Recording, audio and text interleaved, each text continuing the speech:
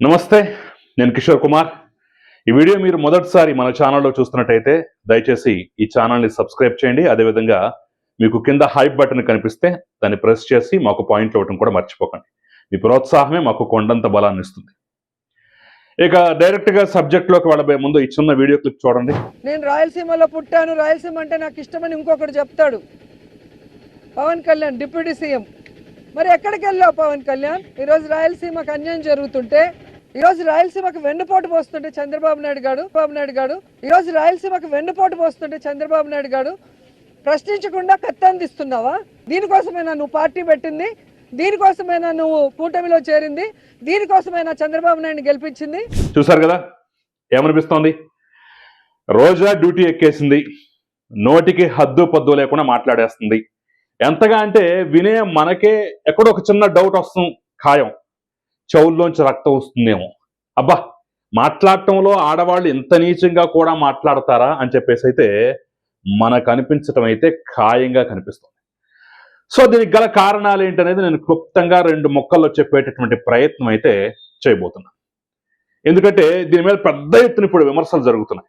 Social మీడియాలో అయితే కూటమిలో ఉన్నటువంటి అటు జనసేన వాళ్ళు కానివ్వండి, ఇటు తెలుగుదేశం పార్టీ వాళ్ళు కానివ్వండి, వాళ్లే తమ పార్టీల మీద, తమ కూటమి మీద రోజా విషయంలో అసంతృప్తి వ్యక్తం చేయటం. ఒక పక్క రోజాను తిడుతూనే, ఏంటిది, దీన్ని కట్టడి చేయలేరా, ఈ నోటికి హద్దు పొద్దు లేకుండా మాట్లాడుతున్నటువంటి విధానాన్ని మీరు ఆపలేరా అని చెప్పేసి పెద్ద ఎత్తున విమర్శలు గుప్పిస్తున్నటువంటి నేపథ్యంలో కాయిన్కి 2 వైపులా ఉన్నటువంటి కారణాలు రోజా సైడ్ నుంచి, అదేవిధంగా కూటమి సైడ్ నుంచి బ్రీఫ్ గా విశ్లేషించే ప్రయత్నం అయితే నేను చేయబోతున్నాను. కాబట్టి ఈ ఆసక్తికరమైన అంశాన్ని మీరు ఎక్కడ స్కిప్ చేయొద్దు, మొత్తం చూడండి. చూసిన తర్వాత మీ అభిప్రాయాన్ని కమెంట్ రూపంలో తెలియజేయడం మాత్రం అసలు మర్చిపోకండి.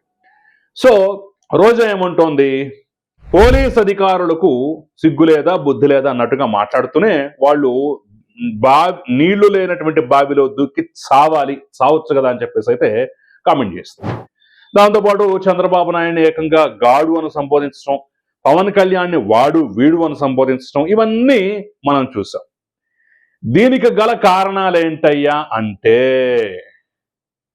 ఒక వంశీ ఒక నాని సరసన నేను కూడా చేరాలి అనేటటువంటి భావనలో రోజా ఉంది. Point number 1. ఎందుకంటే ఇన్ఫీరియారిటీ కాంప్లెక్స్, ఇన్సెక్యూరిటీ కాంప్లెక్స్, ఇక రకరకాల కాంప్లెక్స్లు వచ్చాయి కదా, అందుట్లో చాలా కాంప్లెక్స్లు రోజా కూడా ఉంది. కారణాలు కూడా చాలా సుస్పష్టం. రోజా మీద సొంత పార్టీలోనే పెద్ద ఎత్తున వ్యతిరేకత ఉంది. Point number 1. పెద్దిరెడ్డి వంటి వాళ్ళు ఎక్కడ దొరికితే అక్కడ అవసరమైతే పూర్తిగా మడతట్టేసేందుకు, కప్పెట్టేసేందుకు అనేక రకాల ప్రయత్నాలు గతంలో చేశారు, ఇప్పటికీ స్టిల్ చేస్తూనే ఉన్నారు. Point number 2. మేము పూర్తి స్థాయిలో ఒక సామంత రాజ్యంగా రాయలసీమను పరిపాలిస్తుంటే మధ్యలో రోజా వంటి వాడు మాకే ఎదురు తిరగటం ఏంటనేటటువంటి భావన అక్కడ ఆ పార్టీలోనూ కొంతమందిలో ఉంది. ఇది ఒక పక్క అయితే, రోజా గతంలో చేసినటువంటి కామెంట్లు కానీ, పాపాలు కానీ, శాపాలు కానీ ఇప్పుడు ఆవిడకే చుట్టుకుంటున్నటువంటి పరిస్థితి. ఒక మేయర్ పోస్ట్ కోసం లక్షల్లో దండుకున్నటువంటి వైనం, వాళ్ళు మీడియా ముందుకు వచ్చి గగ్గోలు పెట్టినటువంటి తీరు, ఆ ప్రాంతంలో రోజా వర్సెస్, అంటే నగరంలో రోజా వర్సెస్ మిగిలిన వైసీపీ పార్టీ నాయకులుగా అన్నటువంటి విధానం, ఆఖరికి జడ్పీటీసీలు, ఎంపీటీసీలు, కార్పొరేటర్లు, మేయర్లు, ఈ కథాకమమిషి మొత్తం రోజా వర్సెస్ వీళ్ళంతా అన్నట్టుగా ఉన్నటువంటి పరిస్థితి. రోజాతో పన్నోళ్ళు మొత్తం పెద్దిరెడ్డి సరసన చేరిపోయి రోజాకు వ్యతిరేకంగా సొంత పార్టీలోనే కుట్రలు పొందుతున్నారు. అవి ఏ స్థాయిలోకి వెళ్ళాయంటే, ఒక దశలో రోజాని పూర్తి స్థాయిలో పక్కన పెట్టేసి కొత్త ఇన్ఛార్జిని తెచ్చుకుందామా అనేటటువంటి ఆలోచన వైసీపీ అధిష్టానానికి రావటం, దాంతో పాటుగా గాలి ముద్దు కృష్ణమనాయుడు కుటుంబంలో ఇప్పుడు గాలి భానుప్రకాష్ తెలుగుదేశం పార్టీ తరపున ఎమ్మెల్యేగా ఉన్నాడు కదా, ఆయన బహుశా ఆయన అన్నయ్య అనుకుంటాను, ఆయన్ని ఆ ప్లేస్ లోకి తీసుకొచ్చే ప్రయత్నాలు ఇంకేముంది, రేపో మాపో జాయిన్ అవుతాడు అని చెప్పేసి ఒక ప్రచారం కూడా జరిగింది. అతను కూడా జాయిన్ అవ్వడానికి సిద్ధపడ్డటువంటి తరుణంలో లాస్ట్ లో మరి రోజా కాళ్ళబేరానికి వచ్చిందో, కాళ్ళ వేళ్ల పడిందో, లేదంటే ఏం చెప్పుకుందో, ఏం చేసిందో తెలియదు కానీ మొత్తానికి ఆ చేరికైతే అలా స్టాప్ అయిపోయింది అనమాట.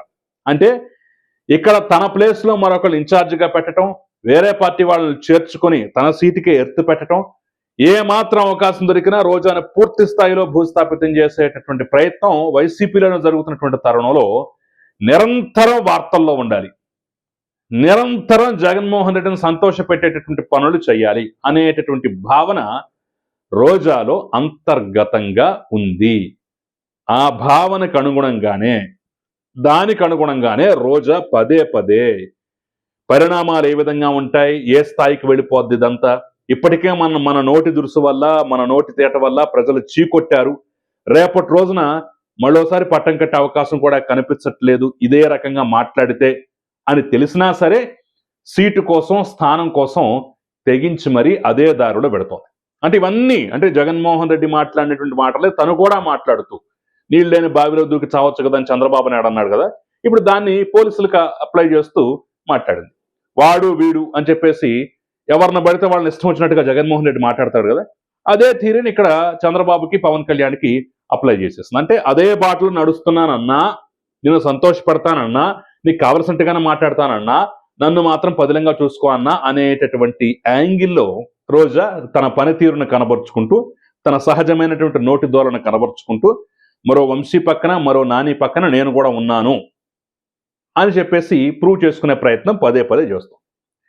ఇది రోజా సైడ్ యాంగిల్ అయితే కూటమి మరి ఎందుకో ఆడవాళ్ళను టచ్ చేయదని చెప్పేసి ఏ ముహూర్తాన పేరును నాని అన్నాడో కానీ అదే నిజం, అదే నమ్మాలి, నమ్మక తప్పదేమో అనే పరిస్థితులు కనిపిస్తున్నాయి. ఆ రోజు బియ్యం విషయంలో పేరుని జయసుధ, పేరు నాని భార్యని అరెస్ట్ చేస్తారని చెప్పేసి ఊహాగానాలు వచ్చినా సరే అరెస్ట్ చేయకపోవటం, ఆ తర్వాత గ్రానైట్ క్వారీల విషయంలో విడుదల రజని వంటి వాళ్ళు అడ్డంగా దొరికిపోయినా సరే బాధితుల స్టేట్మెంట్లు, పోలీస్ ఆఫీసర్ల స్టేట్మెంట్లు, సాక్ష్యాలు, ఆధారాలు, కోట్ల రూపాయల కొద్ది వసూలు చేసిందని చెప్పేసి ఆధారాలు దొరికినా సరే టచ్ చేయకపోవటం, ఇక రోజా వంటి వాళ్ళు ఆడుదాం ఆంధ్ర, తిరుమలలో దర్శన టికెట్ల దందా, పర్యాటక శాఖకు సంబంధించి ఋషికొండ అంశం, కడప పులివెందుల ప్రాంతంలో జగన్మోహన్ రెడ్డి బంధువులకు పర్యాటక శాఖ ద్వారా 3 స్టార్ హోటల్స్, 4 స్టార్ హోటల్స్ వీటి నిర్మాణం, వాటిలో కూడా ఆయాచిత లబ్ధి, ఇలా అనేక అంశాలు ఒక మాట్లాడుకుంటే ఒక 6-7 అంశాల్లో అడ్డంగా దొరికిపోయిందని చెప్పి సాక్ష్యాల ఆధారాలతో సహా రోజా మీద ఫైల్స్ మొత్తం రెడీగా ఉన్నాయి.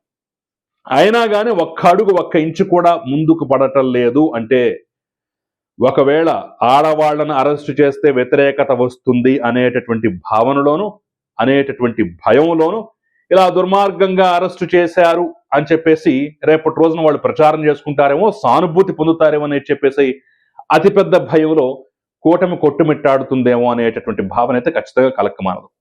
రోజా ఎక్కడ దొరకలేదంటే దొరికింది ఆడుదాం ఆంధ్రలో పెద్ద స్కామ్ ఉందని, రిషికొండ, మిగతా అంశాల్లో కూడా చాలా ముఖ్యంగా తిరుమల దర్శన టికెట్ల విషయంలో చాలా వరకు ప్రూఫ్లు దొరికాయని చెప్పేసి కూడా ఆ రోజు లెటర్లు, రోజుకి ఎన్ని లెటర్లు ఇచ్చింది, నెలకి ఎన్ని లెటర్లు ఇచ్చింది, ఎంతమందిని పంపించింది, ఇవన్నీ ఆధారాలతో సహా దొరికాయి. అయినా కానీ ముందుకు అడుగు వేయట్లేదు, అరెస్ట్ చేసే ప్రయత్నం, కట్టడి చేసే ప్రయత్నం చేయట్లేదు అంటే కారణం ఇదే.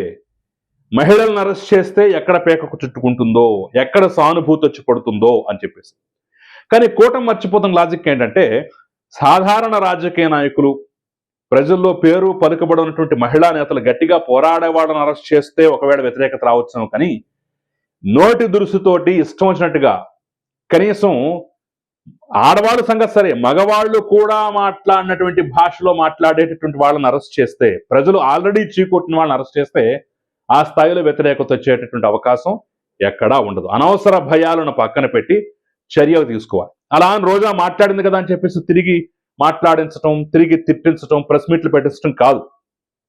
స్కాముల్లో దొరికిందని చెప్పేసి మీరు పదే పదే చెప్తున్నారు. ఫలానా దాంట్లో స్కామ్ చేసిందని చెప్పేసి ఒక 4-5 అంశాలు కూడా మీరు చెప్తున్నారు కదా. వాటిలో చర్యలు తీసుకున్నట్టయితే కొంత కట్టడయ్యేటటువంటి అవకాశం ఉంటుంది. మీరు అధికారంలో ఉండి పదే పదే ఈ రకంగా తిట్టించుకుంటుంటే, ప్రతిపక్షంలో ఉన్నప్పుడు ఆ రకంగానే తిట్టింది, అధికారంలోకి వచ్చిన తర్వాత ఆ రకంగానే తిరుగుతుందంటే నన్నెవరూ ఏమీ చేయలేరు, పచ్చిగా చెప్పాలని నన్నెవరూ ఏమీ పేకలేరు అనేటటువంటి భావన, ఒకవేళ పీకే ప్రయత్నం చేసినా సానుభూతి తెప్పించుకుంటాననేటటువంటి భావన అటుపక్కుండా వచ్చాము కానివ్వండి. మీరు వాటికి భయపడి చర్యలు తీసుకోకపోతే మాత్రం చాతగాని వాళ్ళలాగా మిగిలిపోయి ప్రజల్లో వ్యతిరేకత తెచ్చుకుంటారా? లేదంటే ఏ స్కాములు అయితే దొరికిందో, ఏ అంశాల్లో అయితే దొరికారో వాటిలో చర్యలు తీసుకొని ఎస్ మేము నెక్కచ్చిగా నిజాయితీగా ఉన్నామని చెప్పేసి ప్రజల్లో మంచి పేరు తెచ్చుకుంటారనేది అయితే కూటమి నేతలే నిర్ణయించుకోండి. సో రోజా సైడ్ అయితే చాలా క్లియర్గా ఉంది. ఇన్సెక్యూరిటీ వల్ల, రేపటి రోజున సీట్ ఉంటుందో లేదో తెలియనటువంటి పరిస్థితుల వల్ల, సొంత పార్టీలోని కుట్రల వల్ల ఏ రకంగా అయినా సరే జగన్మోహన్ రెడ్డిని సంతోష పెట్టాలనేటటువంటి భావనతోటి పదే మొదట్లో కొన్నాళ్ళు సైలెంట్ గా ఉన్న కూటమి వాళ్ళు మన ఏం చేయర్లు అనేటటువంటి ధైర్యం వచ్చిన తర్వాత రెచ్చిపోవడం మొదలుపెట్టింది. మరి ఆ రెచ్చిపోవటానికి మీరు చర్యల రూపంలో ఫుల్ స్టాప్ పెడతారా, లేదంటే అలాగే రెచ్చిపోయేలాగా చేసుకుంటారా అనేది అయితే మీ ఇష్టం. సో చూద్దాం. ఇది మళ్ళొక్కసారి రోజా డ్యూటీ ఎక్కడానికి కారణం ఏంటయ్యా అంటే ఇది. తన సైడ్ అయితే చాలా క్లియర్గా ఉంది. మరి మీ సైడ్ కూడా క్లియర్గా ఉంచుకుంటారా లేదా అనేది అయితే కూటమి నేతలు నిర్ణయించుకోవాలి. సో ఈ అంశం పట్ల మీ అభిప్రాయం ఏంటి? నేను చెప్పిన అభిప్రాయాలతో ఏకీభవిస్తారా లేదనేది అయితే కామెంట్ రూపంలో తెలియజేయండి. Thank you very much.